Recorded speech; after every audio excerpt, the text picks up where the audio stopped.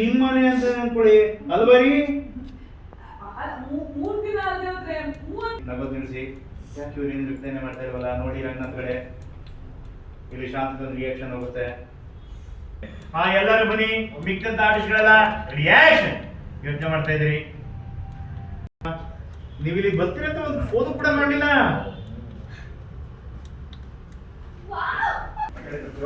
ಹಾ ಇಲ್ಲ point of view ತರನೇ ಇರುತ್ತೆ.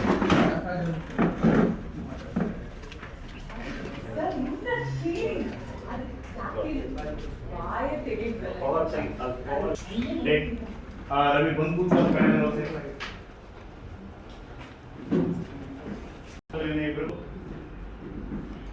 ರವಿ